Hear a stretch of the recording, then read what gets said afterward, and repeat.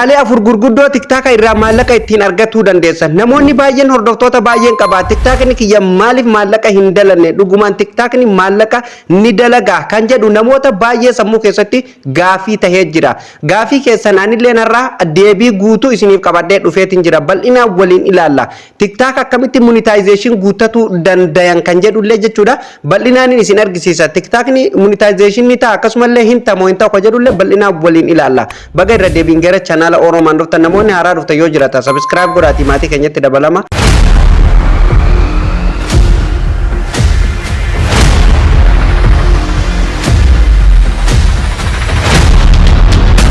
Egaan daawwattoota keenya kabajamoo walitti deebinee jira. Akkuma reef mata duree irraa isiniif tuquuf yaale TikTok irraa maallaqni ni argama moo hin argamu? Akkasumallee TikTokni biyyoota akkam keessatti monetization guutuun eeyyamame kan jedhu bal'inaan waliin ilaallaa jechuudha. Kanaafuu kana sirreeffatuuf jalqaba jechuudha. TikTok keenya keessa seenneeti bal'inaan waliin ilaalla jechuudha. Maamiltoota keenya kabajamoo TikTok keenya isa kana yeroo tokko ofirratti cuqaasne keessa seennaa jechuudha. TikTok keessan keessa eega seentanii bakka profaayila keessanii kanarratti cuqaastanii profaayila keessan jala seentuu jechuudha. Asumaan namoonni fuula TikTok keenyatti faaraa tatanillee follow godha maatii keenyatti dabalamaan isiniin jedha kuni fuula akkaawuntii keenyatti jechuudha. Kanaafuu maal gootanii eega haala kanaan akkaawuntii keessan keessa seentanii gubbaa kanarratti jechuudha mallattoo xiyyaa takkanii argattu jechuudha. Duraan fakkeenya mallattoo muraasa jiraa sun qayyaramtee jirti yookaan jijjiiramtee jirti jechuudha. Kanaafuu mallattoo matanarratti yeroo tokkoof ni cuqaastu jechuudha. Sana booda haala kanaan isinii dhufa. Asirratti namoonni birrii hanga keessaa qabdanillee ilaallatu barbaadanillee balance tajettu tan gubbaa kanarratti cuqaastanii doolaara TikTok keessaa qabdan ilaallatu ni dandeessu jechuudha.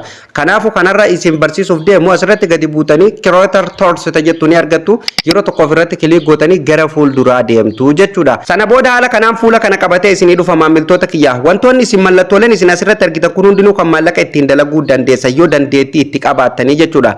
Bakka kamittuu social media kamirrattuu lafarratti illee ta'e qilleensarratti illee ta'e yoo hojjette qofa kan maallaqa argatuu dandeessu. Osoo hin hojjenne maallaqni argamu tokkolleen hin jiru. Akkasitti adda baafadha. Tokkoffarratti kan isin argisiisu kan namoota baay'eetti gaafii sammuu itti ta'e jechuudha.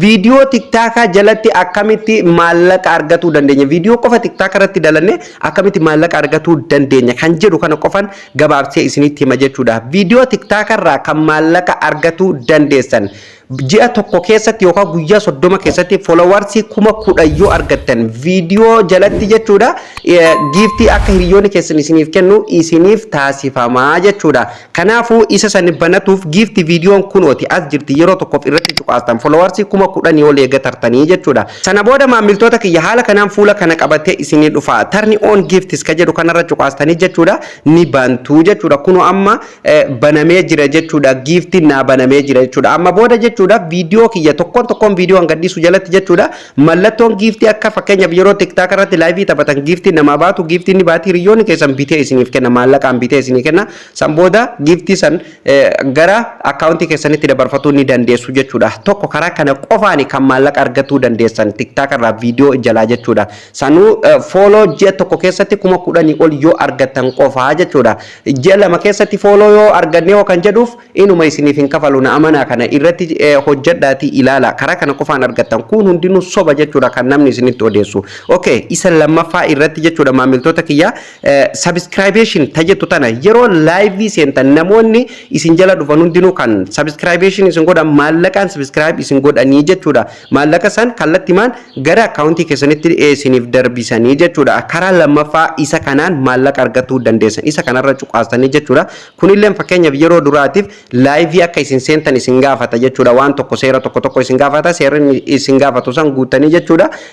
Kallattimaan isiniif banamaa jechuudha. Guyyaa takkaaf akkanallee taatu hanga isin live seentanitti isiniif hin banamu jechuudha. San booda isiniif banama. Kanaafuu isallee haala saniin bantu jechuudha. Fakkeenyaaf birrii namoonni ittiin isin subscribe isin godhanillee xiqqeessitanii asirra kaa'atuu ni dandeessu jechuudha. Asirratti waan tokko waan isin gaafatu hundaa'u guutuu ni dandeessa waa'ee keessanii fi akkasumallee waan tokko waan isin gaafatu gabaabdumatti isin guutuu ni dandeessu jechuudha. Isa kanallee sanduuqa takkitii tana bantaniituma bira darbitu jechuudha. Tole haala kanaan maallaqa argatuu dandeessan karaa lammaffaa kanaan maallaqa argatuu dandeessanii jechuudha. Namoonni yeroo live irra galee subscribe isin godhu subscribe kan isin godhan maallaqni sun immoo gara account keessanitti isiniif gala.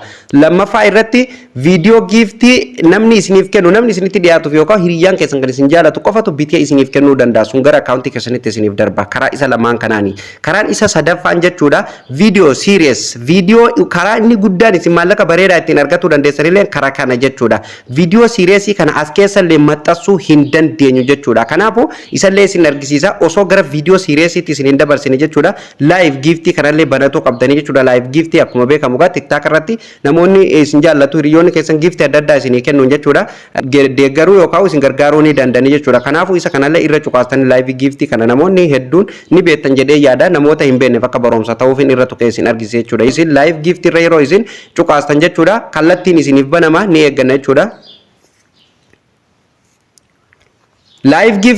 Live gift irra eega isin cuqaastanii haala kanaan fuula kana qabatee isinii dhufa amma asitti go live isiniin jedha gara live deemaa isiniin jedha jechuudha. Asirra yeroo isin cuqaastan kallattii maan akka isin live TikTok irratti seentan isin gaafata san booda hiriyoonni keessan gift barbaade isiniif kennuu ni danda'a jechuudha. Karaa sadaffaa kanaan irraa maallaqa argatuu dandeessan. Okay, karaa afuraffaa karaa inni guddaan afuraffaan video series jedhama. Video series kana jechuun akkeessan hin maxxanfamu. Eessan akka maxxanfamullee ammuman isin argisiisa jechuudha maamiltoota kiyya. Yeroo tokkoof irratti kilik goonaa jechuudha maamiltoota kiyya. Sana booda haala kanaan fuula kana qabatee isiniif dhufaa jechuudha. Fakkeenya viidiyoo haa ta'u footoo haa ta'u wanti isin gurgurtan yeroo hiriyoota keessan biratti mul'atu jechuudha. Miidiyaa irratti yeroo mul'atu haala amma viidiyoo asirratti isin argisiisu kanaan hiriyoota keessan biratti dhaqee mul'ataa jechuudha maamiltoota kiyya. Fakkeenyaaf namoonni amma asirratti viidiyoon kun kan ittiin bitamuu danda'u jechuudha. Amma mee osoon irra tuqee jechuudha meeqa na gaafata jechuudha. $1.99 na gaafata jechuudha. $1 bitatuu nan danda'a jechuudha yeroon irra tuqee jechuudha. Kuni galii mataa keenya isa guddaa nuuf ta'a hanga barbaadan gurguruu dandeessanii jechuudha. Diskaawun illee gootanii gatii irraa hir'iftanii jechuudha. Akka namoonni itti deebi'ee bituuf irraa hir'iftanii asirra kaa'uu ni dandeessa. Waan barbaadan gurguruu ni dandeessu jechuudha. Kanaafuu isa kana gurguruuf isa kana qopheeffatuuf asirratti gadi buutanii new series tajettu ni argattu. Yeroo tokkoof irratti cuqaastanii jechuudha. Yeroo isin irratti cuqaastan mata duree fi waan tokko isin gaafata sanitti guuttu jechuudha. Yeroo tokkoof nama irratti cuqaasaa jechuudha maamiltoota kiyya. Sana booda haala kanaan isinii dhufa aartaa itilis bakka jedhu irratti mata duree viidiyoo keessan ibsu asirratti ni barreessitu jechuudha. Waan viidiyoo keessan ibsu diskiriipshinii jalatti irree gadi buutanii jechuudha. Waan viidiyoo keessan ibsu bal'inaan asirratti ni barreessitu. Mallattoo ida'uu tuttanii immoo gaalaarii keessan keessa dhattanii ni fudhattu. Viidiyoo barbaadan yookaan footoo barbaadan ni fudhattu jechuudha. Irratti yeroo cuqaastan confirm bakka jedhu tana cuqaastanii confirm gootu jechuudha. Sana booda upload ta'a kunoo gubbarratti nuuf ol bahee jira jechuudha. Sana booda gatii itti gurgurtanillee jala kanatti gadi buutanii kuno asirratti cuqaastanii jechuudha. Gatii itti gurgurtan as keessaa filattu jechuudha. Diskaawunii kan gootanillee isuma jalaa kanarratti cuqaastaniiti filattu jechuudha. Gatii irraa hir'iftaniiti jechuudha. Hanga itti yaamtan malee haga itti gurgurtan asitti irraa hir'iftu jechuudha maamiltoota kiyya.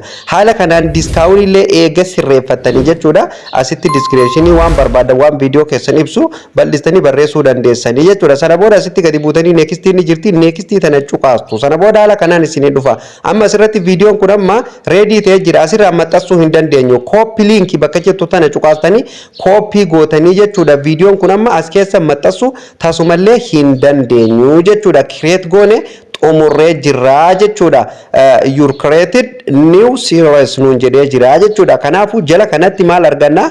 Kooppi liinkii tajettu ni arganna. Kooppii goone as keessaa baanaa jechuudha guutummaan guututti. Browsera keessan yookaan Chrome keessan irra deemtu jechuudha. Interneeta waan barbaadan isintu beeka kan waanuma interneeta ta'e haa ta'u jechuudha. Ani ammaaf Chrome fayyadameetiin jechuudha. Viidiyoo kana maxxansee isin argisiisa jechuudha. Chrome isa kana yeroo tokko ofirratti cuqaasna. Sana booda Chrome keenya haala kanaan nuuf banaa jechuudha maamiltoota kiyya bakka sarchii kanarratti jechuudha. Yeroo tokkoof kilik gootanii sana booda asirratti quba keessanii sakandii takkaaf gadi qabdanii liinkii amma gamasii kooppi goonee dhufne san jechuudha. Asirratti paste goonaa jechuudha. Yeroo isin paste gootanii fakkeenyaaf irratti cuqaastan jechuudha. Isiniif itti seensisuu dhabuu malaa jechuudha. Yeroo jalqabaatiif yoo taata maaliif emailaa fi paaswordii TikTok keessanii isin gaafata itti guutaniituma kallattiin keessa seentuu jechuudha. Ani amma itti guutee waan hin jiruuf kallattiin na seensisaa jechuudha. Egaa asirratti paste gootanii liinkii ol baafattanii jala kanatti gadi buutanii maamiltoota kiyya sarchii cuqaastanii kallattii maal gara fuulduraa isin oofaa jechuudha.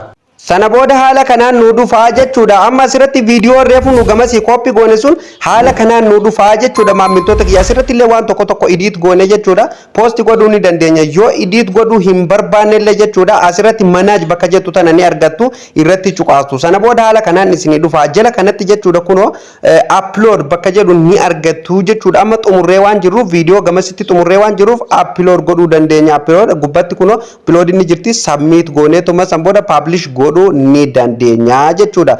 Guutummaan guututti amma viidiyoo qophaa'ee waan jiruuf jechuudha. Haala ajaa'ibaa ta'een jechuudha upload bakka jettu tana qofa tunnee jechuudha upload goonaa jechuudha. Sana booda viidiyoo kun hordoftoota keenya biratti ni mul'ata.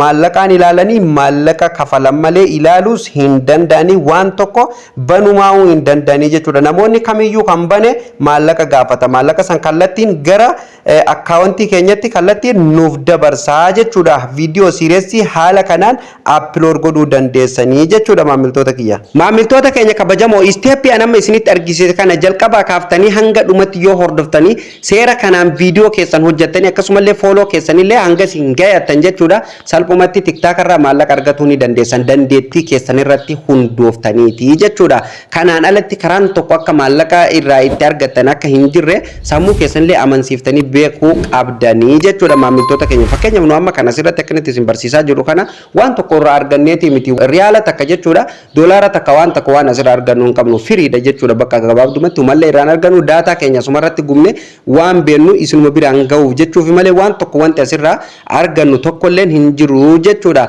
Haala kanaan jechuudha viidiyoolee Google Chrome keessan jechuudha yookaan interneeta keessan maxxansuu ni dandeessan viidiyoo siireessii kana jechuudha. Viidiyoo siireessii kana amma booda namoonni ilaalu maallaqa kafalee ilaalaa jechuudha. Maallaqa maletti ilaaluu hin danda'u. Maallaqni sun kallattimaan gara akkaawuntii keessan irratti isiniif galaa jechuudha. Viidiyoo qofaa miti gaa footoo barbaadan footoo namni ni bita yookaan ni ilaala jettanii yaaddan tokko qopheessitanii achirra yeroo isin dizaayina addaatiin akka nama hawwatutti yeroo isin achirra keessa namni irratti tuqee ilaala yeroo irratti tuqee maallaqa gaafata maallaqa san kafalan malee jechuudha ilaaluu hin dandahanii jechuudha. Haala kanaan jechuudha TikTok irraa maallaqa karaan itti argamu karaa kana duwwaadha. Kanaan alatti karaan tokko karaan maallaqa TikTok irraa ittiin dalanna ni jira namni jedhu soba jechuudha jala hin deemina. Namoota baay'ee kanneen an argu jechuudha TikTok kanarratti dafaa followersii keessan 10,000 gadda monetization guutaa maallaqa irraa argattan TikTok keessan beeksisni irratti isiniif gadhiifama maallaqa guddaa irraa daladdan kan jedhu baay'ee arga jechuudha. Soba guddaadha kun tasumallee hin jiru. Monetization kan guutuu dandeessan biyyoota inni keessatti eeyyamame qofa. Fakkeenyaaf biyyoota tokko irratti kan eeyyamame ni jira. Biyyoota akka United States biyyoota gurguddatan Awurooppaa kan gurguddatan biyyoota tokko akka Faransaay Jarmanii kana irratti jechuudha eeyyamamee jira. Achi keessatti namoonni monetization 100 guuttanii monetization guuttan jechuudha. Beeksisni akkuma YouTube fi akkuma websaayitoota adda addaa beeksisni irratti gadhiifama suni giftii namaa isin barbaachisu warra beeksisaa santu isinilleef kafalee kaampaaniileef kafalaa jechuudha. Isin kan isin irraa eegamu viidiyoo adda addaa qofa hojjetu qofa jechuudha. Warri biyyoota inni keessatti eeyyamamaa ta'e keessa jirtaniif isiniin jedhaa jira.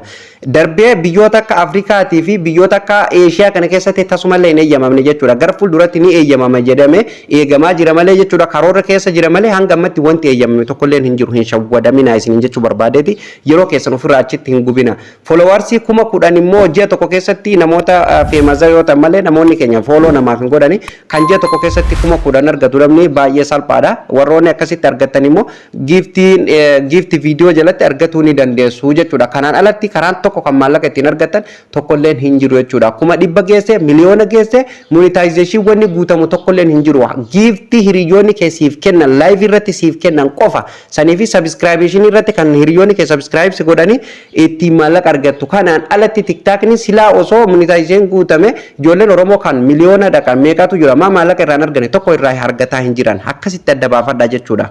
Viidiyoon irra isiniif qabadhee dhufellee jalqabaa kaafnee kan hanga ammatti waliin ilaalaa turre kana akka isin gammachiisuu fi akka warraa barattanillee maamiltoota kiyya abdii guutuun qaba. Maarree isinillee viidiyoo kana ilaaltanii eega xumurtanii chaanaala Oromaaniif namoonni hanga ammatti haaraa taatan subscribe godhaatii maatii chaanaala keenyaa ta'a. Akkasumallee guyyaa guyyaan qabiyyeen keenya akka isin dhaqqabuuf viidiyoon nu gadhiifnuu fi isaatiin akka isin dhaqqabuuf mallattoo notifiikeeshinii tanarra kaa'uu keessan mirkaneeffadha jechuudha. Viidiyoon keenya yoo isin gammachiise please like tuquu hin dagatinaa bakka isiniif hin galiniif yaada keessan komentii jalatti naaf barreessaa. Viidiyoon kunis akka namoota baay'ee bira ga'uuf share waliif godhu hin dagatinaan isin jedha maamiltoota kiyyaa obboleeyyan hangammatti chaanaala keenya lammaffaaf maatii hin ta'in hoomii chaanaala Oromaanii jala seenati dhuma irratti gadi bu'aa chaanaalli Oxygen Media Network jedhu kun chaanaala keenya lammaffaadha subscribe godhaatii maatii keenyatti dabalama hojii irratti eegaluuf maatii 10,000 barbaadaa jira dafaatii maatii 10,000 hingaa liinkii isaa bakka hundarratti share waliif godhaan isin jedha barnoonni irraaf qabanne asumarratti xumurama barnoota itti aanu nama walitti deebinutti turtii gaarii qabaadha